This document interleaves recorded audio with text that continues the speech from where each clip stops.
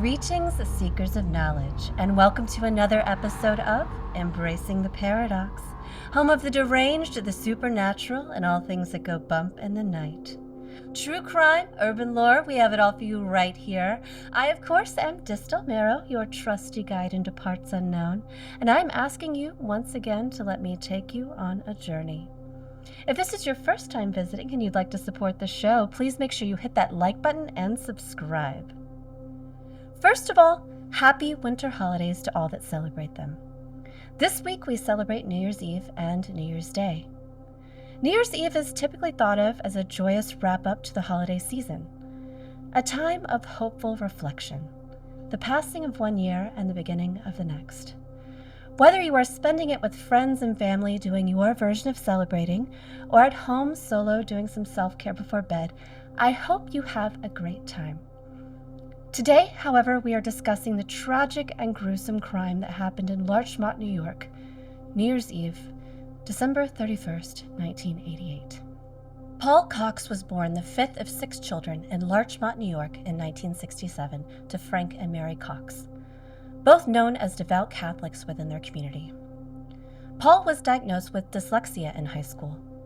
With little support available for this at the time, Paul struggled with reading and speech. This, of course, affected his grades. Rather than being understanding, his parents often harshly reprimanded him for failing his classes. This caused a known rift between them, which was said to even border on hatred of his parents. Paul was apparently so sensitive about his struggles that he reportedly threatened his brother Mark with a knife for bringing up his perceived failures in college and the Air Force. Paul and his younger brother Brian both suffered from alcoholism in their adult years. This sadly led to Brian's death as he fell from a hotel balcony with a BAC over twice the legal limit. Now, New Year's Eve, 1988. Paul Cox, now 21, went out to Gary's Barleycorn Bar in New Rochelle, New York.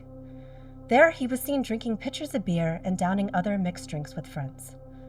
After this went on for a long while, the group, certainly unwisely, decided to drive Paul's mother's car, which he had driven to the bar. This, unsurprisingly, led to an accident, which rendered the car not drivable. After the crash, Paul decided to take a detour alone and on foot to his childhood home, which was nearby.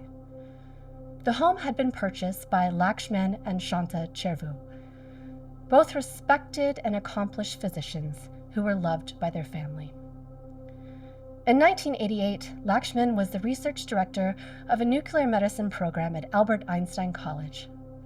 And Shanta was in a medical residence at New Rochelle Hospital, specializing in geriatrics with the hope of one day opening a nursing home in her community.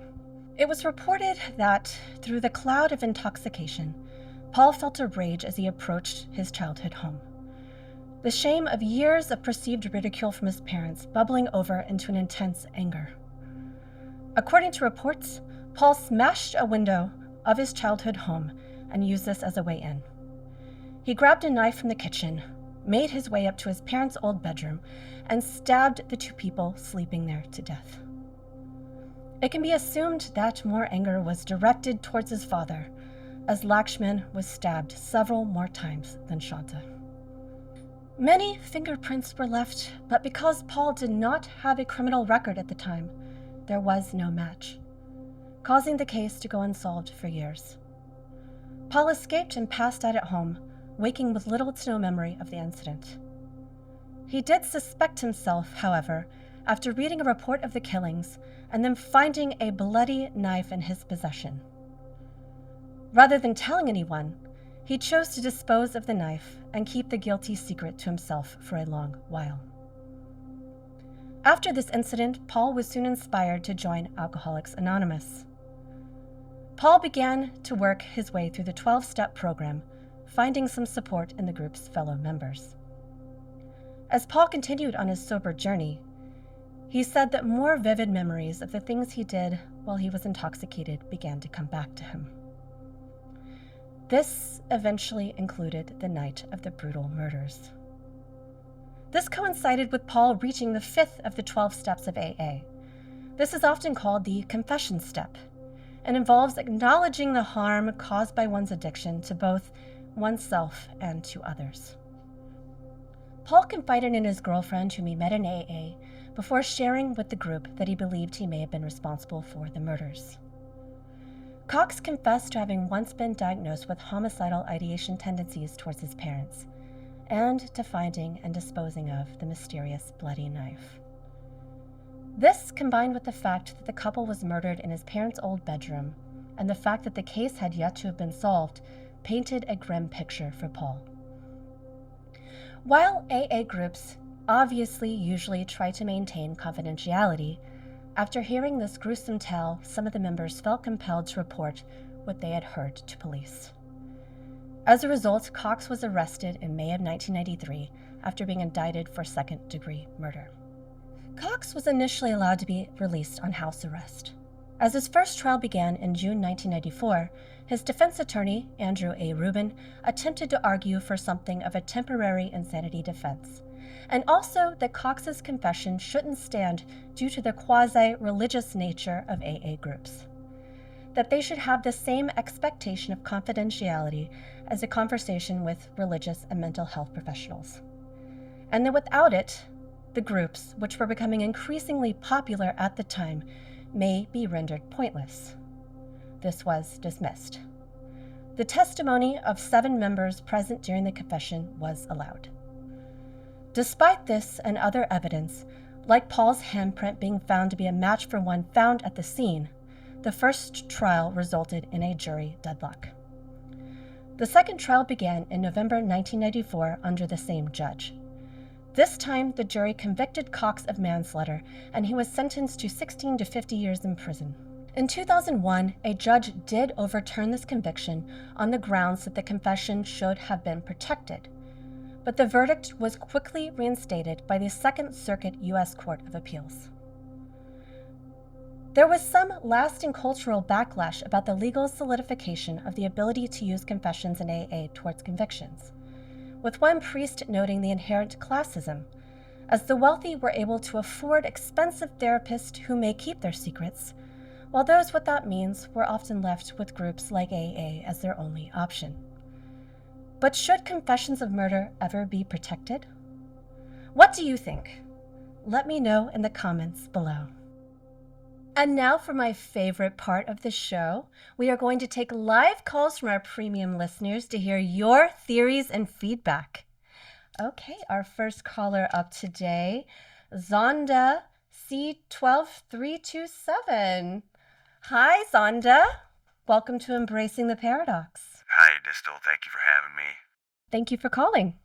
I just want to say, as somebody who did Alcoholics Anonymous for a period of time in my life, simple mistake. It was kind of a legally ordained thing that I had to do, but yeah, I think it's really shitty that they turned this man in for these crimes.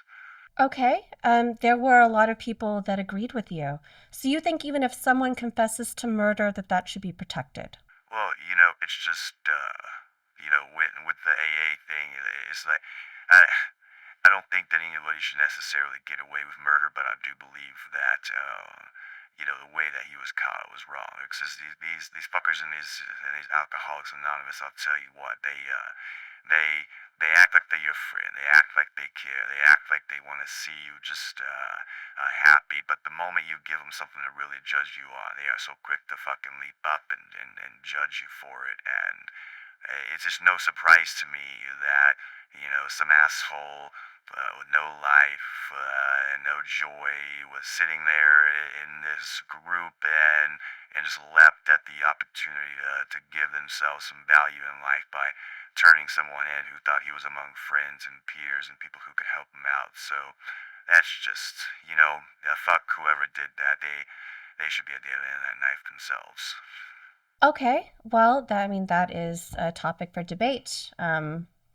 Some people would disagree with you and say that murder is a line, and other people might agree with you and say that these spaces should be safe. So thank you for calling and giving us your thoughts. All right, and for our next caller, we have Marty Bobkiss. Hi, Marty. Thank you for calling Embracing the Paradox.